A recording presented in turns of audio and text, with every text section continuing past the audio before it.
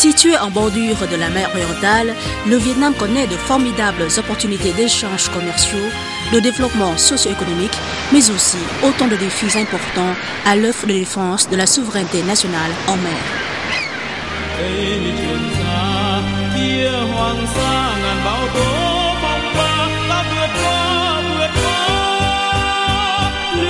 Con tàu mang tín hiệu trong đất liền, mắt em nhìn theo con tàu đi xa mãi giữa nơi biển khơi đang nở rộ ngàn bông hoa xa phố, cánh hoa đỏ thắm bao hy vọng anh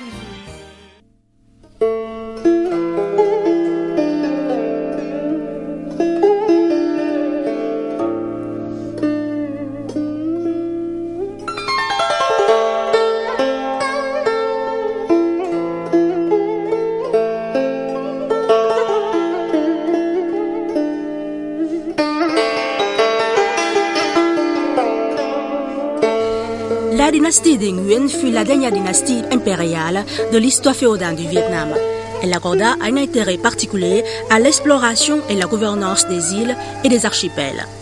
L'empereur Minh Mao, au pouvoir de 1820 à 1840, était celui qui s'est fait remarquer par ses activités de découverte, de gouvernance et de protection des îles et des archipels du pays.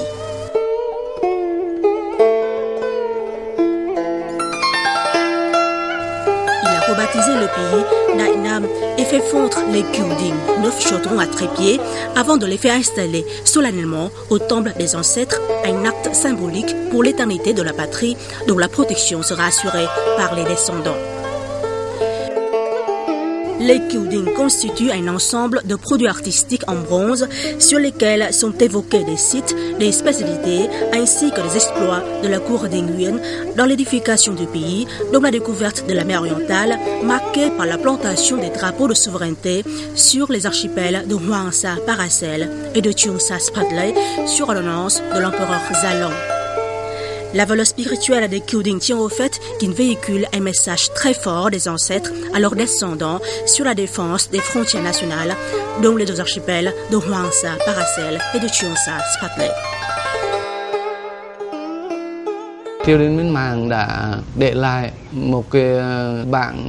La cour de Minh Mao a laissé un inventaire historique qui met en valeur tous les biens précieux du pays.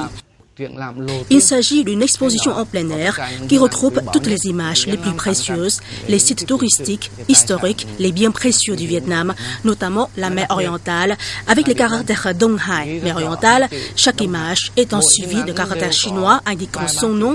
Ce sont des documents historiques sous forme matérielle qui persistent au fil du temps.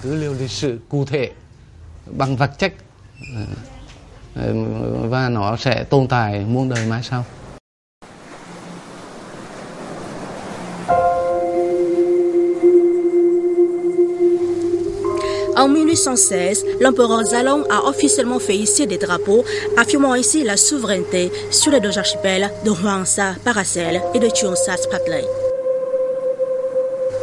Sous le règne de Minh Mao, la dynastie des Nguyen a fait édifier des temples, poser des stèles en pierre, planter des bornes et des arbres sur ces deux archipels. Les compagnies de Hoang Sa et de Bac Hai se sont vues confier les missions suivantes: exploitation, patrouille, prélèvement d'impôts des habitants locaux et protection des frontières de ces deux archipels de Hoang Sa Paracel et de Cheung Sa Spratley.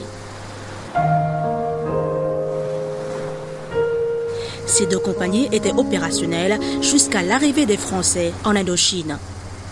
Tout au long de 3 siècles, du XVIIe au XIXe, les États féodaux du Vietnam ont successivement exercé la souveraineté sur Hoang Sa et Cheung Sa, et ce de manière continue, pacifique, sans faire l'objet d'aucune protestation ou revendication de la part d'autres pays.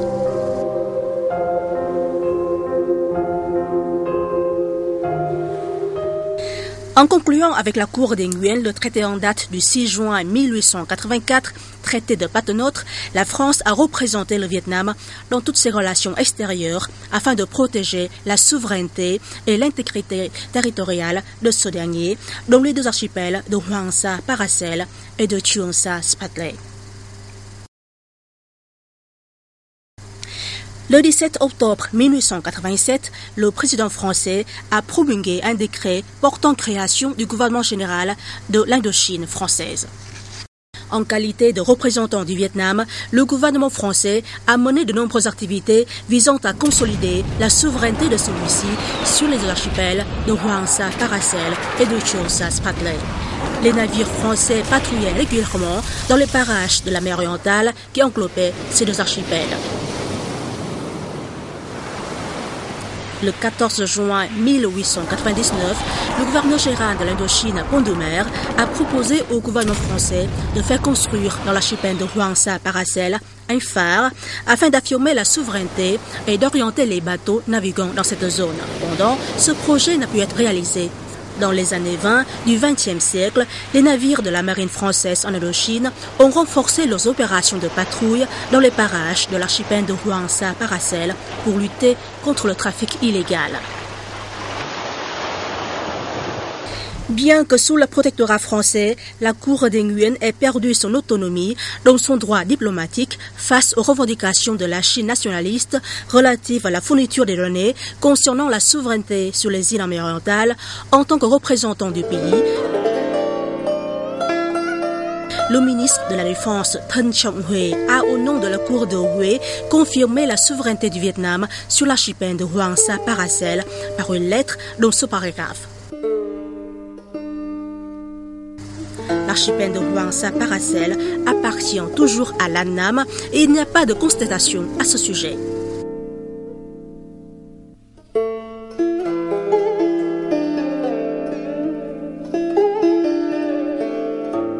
Cela a été répété dans le rapport du 22 janvier 1929 du résident supérieur de l'Annam, le Phol. Ce dernier a écrit: Thân Trọng Huệ, ancien ministre de la guerre, décédé en 1925, affirmait par lettre du 3 mars de cette année que ces îles appartenaient toujours à l'Annam. Il n'y a pas de contestation à ce sujet.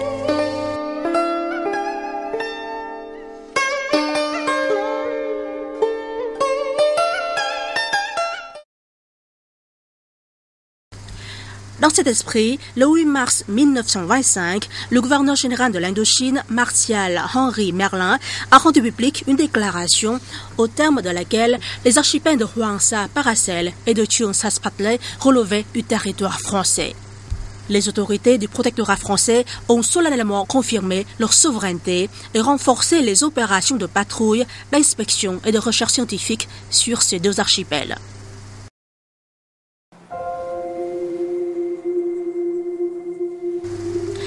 En 1925, le service océanographique des pêches de l'Indochine a envoyé son navire nommé de l'Anneçon en mission d'exploration océanographique.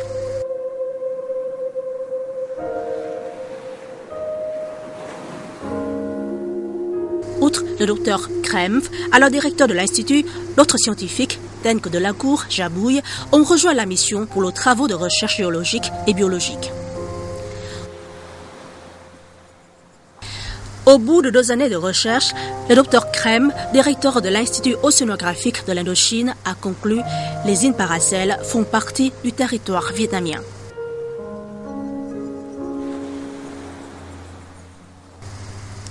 En 1927, le de l'ANESA est parti en mission de reconnaissance scientifique dans l'archipel de Trường Sa Spratly.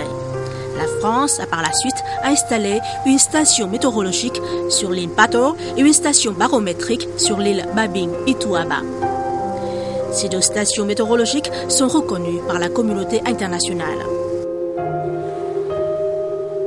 En novembre 1928, le gouverneur de la Cochinchine a accordé à la Société nouvelle de phosphate de Tonkin l'autorisation de mener des activités de prospection minière à l'archipel de Trường Sa Spratly. En 1929, la mission Perrier de Rouville a proposé de construire 4 phares aux 4 coins de l'archipel de Hoàng Sa Paracel: île Triton, île North-Reef et Lincoln in Bombay. Le gouvernement français a pleinement assumé son rôle de représentant des autorités de l'Annam en confirmant et protégeant la souveraineté sur l'archipel de Hoàng Sa Paracel. Dans sa lettre adressée au ministre français des Affaires étrangères du 18 février 1929, le ministre de la Marine, pour ordre du ministre des colonies, a confirmé: pour ce groupe d'îles Terra Nullius, l'ANAM possède des droits historiques beaucoup plus difficiles à contester que ceux que la Chine nationaliste pourrait revendiquer, et la France est tenue de préserver l'intégralité du territoire placé sous son protectorat. Dans sa lettre en date du 20 mars 1930, adressée au ministre français des colonies, le gouverneur général de l'Indochine a confirmé qu'il convient de reconnaître les intérêts que la France pourrait faire valoir en représentant l'ANAM pour revendiquer la souveraineté sur l'archipel de Hwangsa Paracel. Le 13 avril 1930, sur ordonnance du gouverneur général de l'Indochine, la frégate La Malicieuse, sous le commandement du capitaine de Lattre, s'est rendue dans l'archipel de Chionsa Spratly pour établir une stand de souveraineté, occuper cet archipel et les îles y relevant.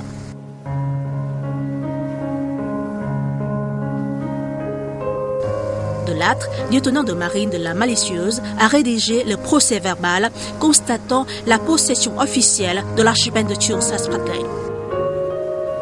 Aujourd'hui, le 13 avril 1930, jour de la fête du dimanche des Rameaux, j'ai pris possession au nom de la France de l'île Spratly, située par 8°39' nord et 111°55' est Greenwich, et des îles qui en dépendent.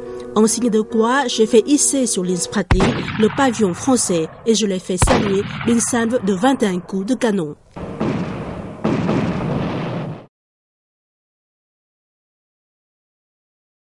Le 23 septembre 1930, la France a adressé une note diplomatique relative à la prise de possession des îles aux pays concernés. Le 26 juin 1933, elle a annoncé dans son journal officiel l'annexion des îles relevant de l'archipel de Chionsa Spratly.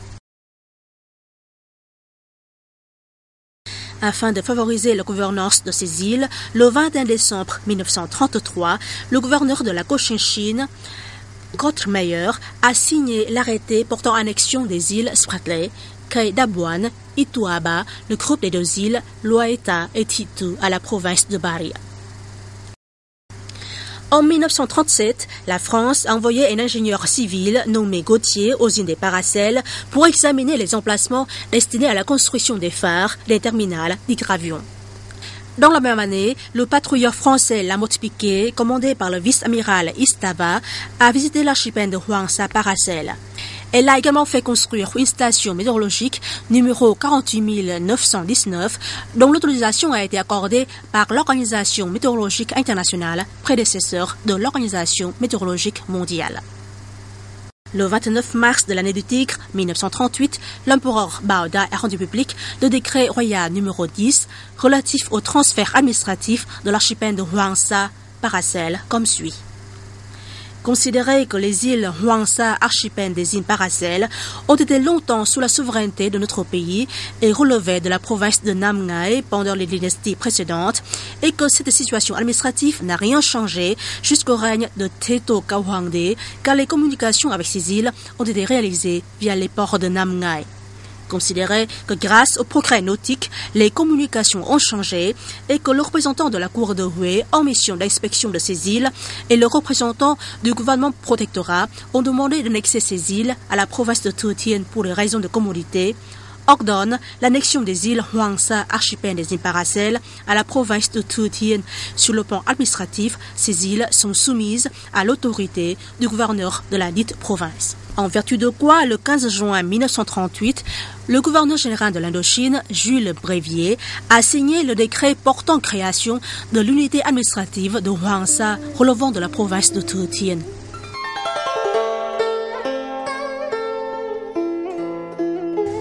En 1938, la France a érigé une stand de souveraineté, achevé la construction d'un phare, d'une station météorologique et d'une station de radio à Hwangsa.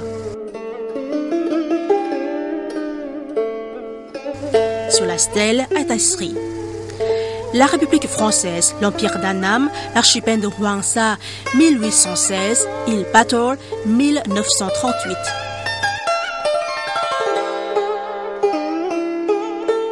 Les années 1816 et 1838 sont respectivement les années où l'empereur Gia a fait ériger un drapeau de souveraineté du Vietnam et une stèle sur les îles Paracel. La France a également fait construire une station météorologique, une station de radio sur l'île d'Ituaba dans les îles Paracel. De nombreux textes ont été promulgués en 1939 concernant l'exercice de la souveraineté de la France au nom de l'ANAM, à savoir le décret du gouverneur général de l'Indochine en date du 28 janvier 1939 relatif au régime de pension et de budget applicable aux fonctionnaires représentant l'État et en inspection à Hoàng Sa, l'ordonnance relative à la gratification à M. Louis Fontan, garde principal de première classe, qui était mort à cause du paludisme pendant une mission à Hoàng Sa en février 1939.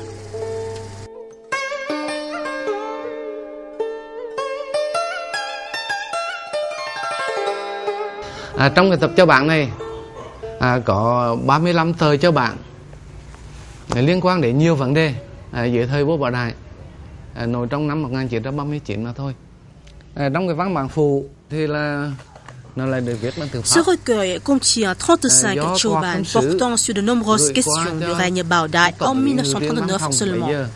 Dans un acte accessoire écrit en français adressé à M. Phạm Quỳnh, chef du cabinet de l'empereur Bảo Đại à l'époque, le résident supérieur du Tonkin a suggéré la gratification par l'empereur d'un Français, un garde principal de première classe, décédé à l'hôpital de Huế après une mission à Hoàng Sa. Ce document date du 2 février 1939. Đề ngày 2 tháng 2 năm 1939. Để sau khi vua Bảo Đại đọc xong cái văn bản này, après avoir lu ce document, tout en constatant l'élément d'extranéité, car le Vietnam se trouve à l'époque sous le protectorat français, l'empereur Bảo Đại a remarqué les contributions de M. Louis Fontan dans l'œuvre de protection de Hoàng Sa. Alors il a approuvé cet acte. Alors il a approuvé cet acte en écrivant les lettres BD, qui est le cycle de Bảo Đại. Và bên dưới là cái chữ BD, tức là Bảo Đại. Le 5 mai 1939, le gouverneur général de l'Indochine a signé le décret portant modification du décret du 15 juin 1938 et portant création dans l'archipel de Hoàng Sa Paracel de 2 délégations administratives, à savoir le groupe du Croissant et ses dépendants et l'Amphitrite et ses dépendants.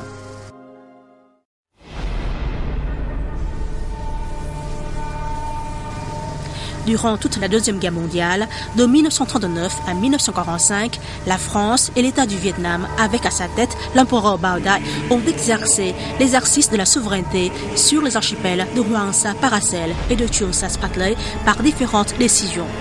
Annexion de territoire, nomination des représentants administratifs, entre autres. Le 17 mai et le 12 août 1941, le résident supérieur de l'ANAM a signé 2 ordonnances relatives à un fonctionnaire qui était garde principal d'une compagnie des soldats anamites affecté en mission à Hoàng Sa et qui a été nommé par la suite représentant administratif du district de An Vinh et des communes dépendantes, dont le siège se trouve à l'île boisée de l'archipel de Hoàng Sa Paracel.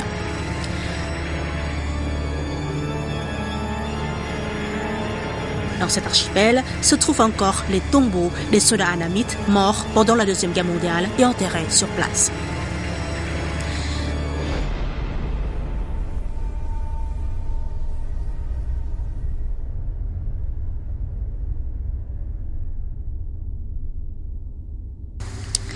En tant que gouvernement protectorat pour le Vietnam, la France a exercé certaines activités diplomatiques en vue d'affirmer la souveraineté sur les archipels de Hoàng Sa Paracel et de Chuon Sa Sprat Ley.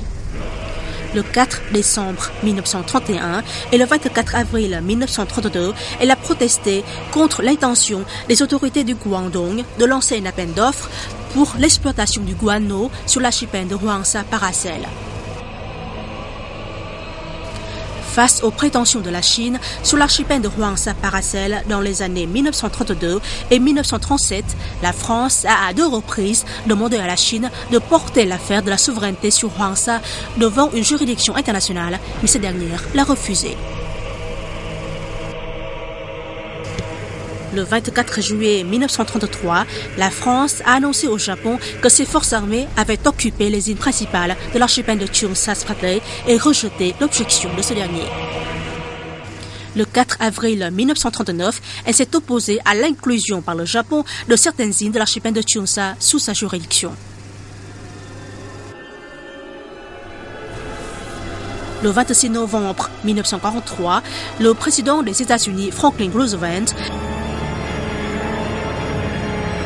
le premier ministre britannique Winston Churchill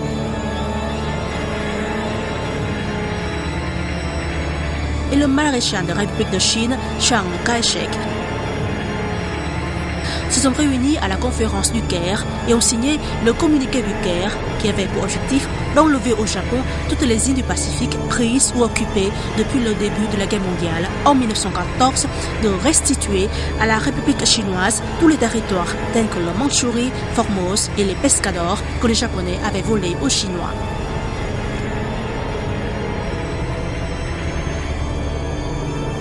Chiang Kai-shek, représentant de la Chine, était présent à la conférence, mais n'a rien mentionné au sujet des archipels de Hwangsa, Paracel et de Chunsa Spratly.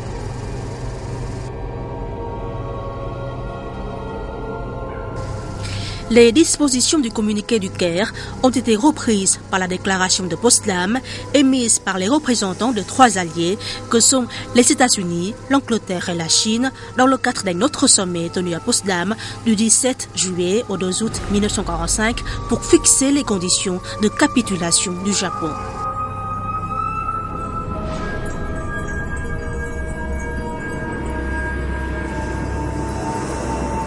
La déclaration de Potsdam, signée par le représentant de la Chine, Chiang Kai-shek, était également silencieuse sur les 2 archipels de Hwangsa, Paracel et de Chunsa Spratly.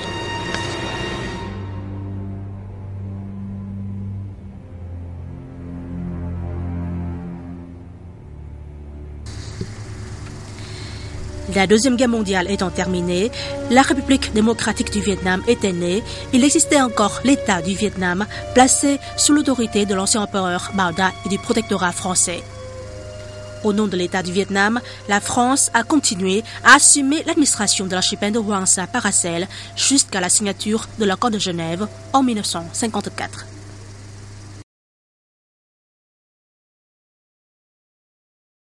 En mai 1946, le haut-commissaire de la France en Indochine, l'amiral d'Argentlieu, a ordonné aux forces marines de réoccuper l'archipel de Hwangsa Paracel. J'ai décidé d'envoyer notre navire en mission d'inspection à l'archipel de Hwangsa en vue de la réoccupation de cet archipel français. En vertu de cette ordonnance, l'escarmouche, sous le commandement du capitaine Corvette et d'autres navires français, ont débarqué de nouveau sur les îles relevant de l'archipel de Hwangsa Paracel. Dans la même année, la France a envoyé l'aviso Chevreuil en mission en vue de l'érection d'une borne de souveraineté sur l'île Ituaba de l'archipel de Chunsa Spratly. Les forces armées de Chiang Kai-shek, République de Chine, ont par la suite envoyé 4 navires de guerre occuper l'île Babing Ituaba en décembre 1946 sous prétexte de désarmement du Japon. En 1947, la France a demandé aux troupes de Chiang Kai-shek, République de Chine, de quitter les îles relevant des archipels de Hwangsa Paracel et de Chunsa Spratly qu'ils avaient occupés dans des conditions illégales dès la fin de 1946. Elle a pris le relais de contrôle de ces espaces et a construit une station météorologique, une station de radio. Elle a en même temps adressé à la Chine une note affirmant sa souveraineté sur l'archipel de Hwangsa Paracel et demandé à cette dernière, pour la 3e fois, de régler les litiges relatifs au Hwangsa Paracel par voie d'arbitrage, mais la partie chinoise a refusé cette demande du fait qu'elle ne disposait d'aucun fondement juridique pour justifier ses prétentions absurdes. En 1949, l'Organisation météorologique mondiale OMM a reconnu certaines stations météorologiques construites par les Français sur les archipels de Hwangsa Paracel et de Chunsa Spratly qui comprennent la station sur l'île Boisée, numéro 48 859, et celle sur l'île Ituaba, numéro 48 919.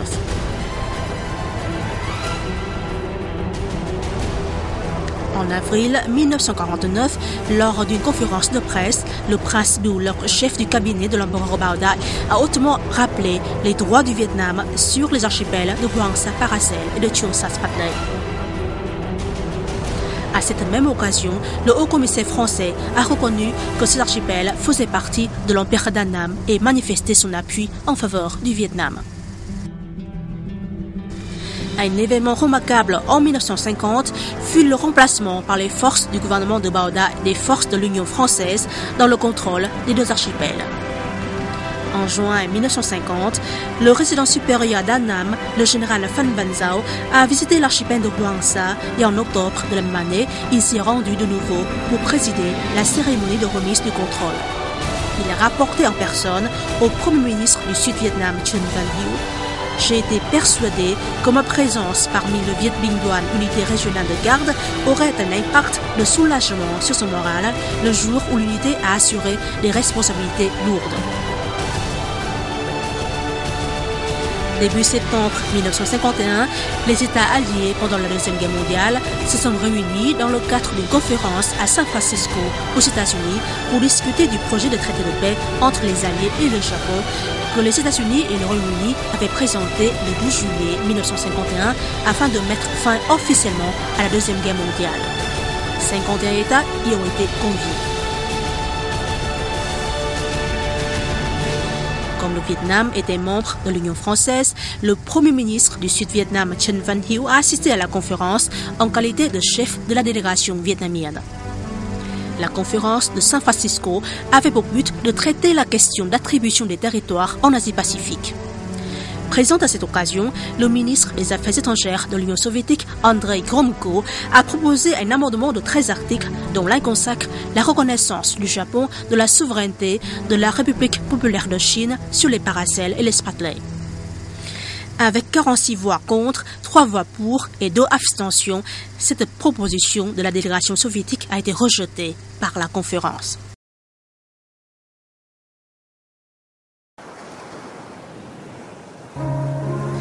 Ensuite, le 7 septembre 1951, le chef de la délégation vietnamienne, le Premier ministre Chen Van Hieu, a affirmé la souveraineté du Vietnam sur les archipels de Hoang Sa, Paracel et de Cheong Sa Spratley en soulignant: « Et comme il faut franchement profiter de toute occasion pour étouffer les germes de discorde, nous affirmons nos droits sur les îles Spratley et Paracel qui, de tout temps, ont fait partie du Vietnam. » Aucun des 51 États présents à la conférence ne s'est opposé à cette déclaration affirmant la souveraineté de la délégation vietnamienne. L'article 2 du traité de San Francisco stipule que le Japon renonce à tout droit, titre et revendication sur les îles Paracel et Spratley, c'est-à-dire les archipels de Hoang Sa et de Cheong Sa du Vietnam. Le 8 septembre 1951, les États présents à la conférence ont signé le traité de paix avec le Japon. La reconnaissance de la souveraineté du Vietnam sur les archipels de Hoang Sa, Paracel et de Cheong Sa Spratley par la communauté internationale à la conférence de San Francisco fut un fait remarquable dans la série des faits justifiant l'établissement de la souveraineté et la possession pacifique continue et réelle sur ces deux archipels du Vietnam.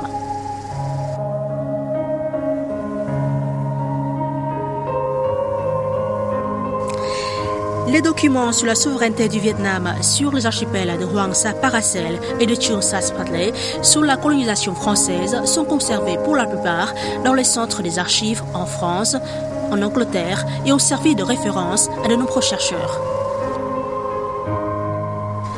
Le professeur français Monet Chomelier Gendreau, auteur du livre La souveraineté sur l'archipel Paracel et Spratley, publié en mars 1996, a émis des observations tout à fait objectives sur les fondements juridiques et preuves historiques justifiant la souveraineté du Vietnam sur les îles Paracel et Spratley.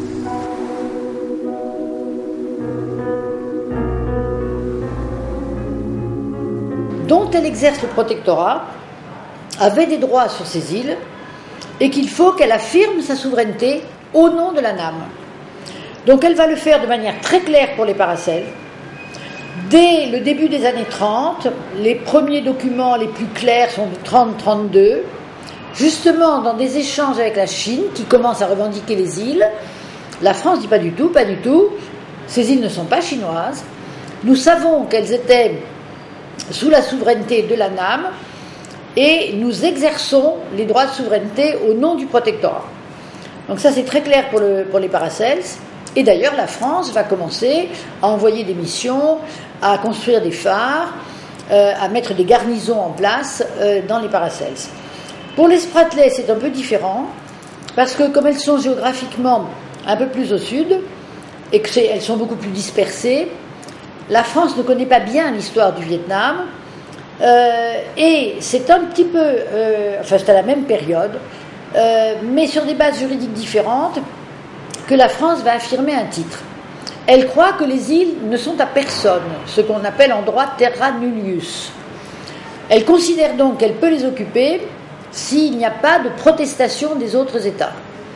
Et donc en 1930, la France envoie un bateau de guerre, un aviso, qui va prendre d'abord l'île Spratly elle-même, et en 1933, elle étend sa souveraineté sur tout un groupe d'îles de l'archipel.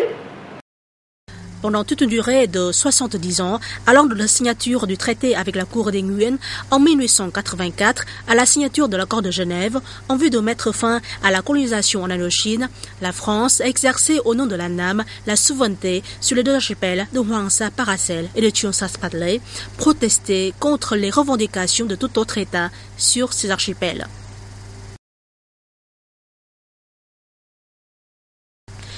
Au moment de son retrait de l'Indochine, elle a remis au Vietnam l'administration des archipels de Hoàng Sa et de Trường Sa. La souveraineté du Vietnam sur les archipels de Hoàng Sa Paracel et de Trường Sa Spratly a été également reconnue par la conférence de San Francisco, une conférence internationale importante sur l'attribution de territoire après la Deuxième Guerre mondiale.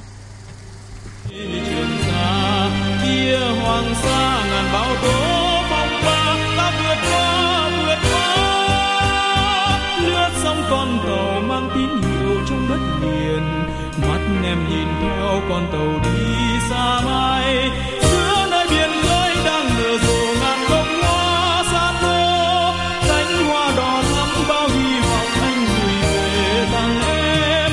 Ơi ánh mắt em yêu như biển xanh, như trời xanh trong nắng mới, nhớ cả dáng hình em mùa gặt nặng đôi vai, sóng dù mối tình đời thủy càng thêm vui. Đây con tàu xa khơi, đây con tàu xa.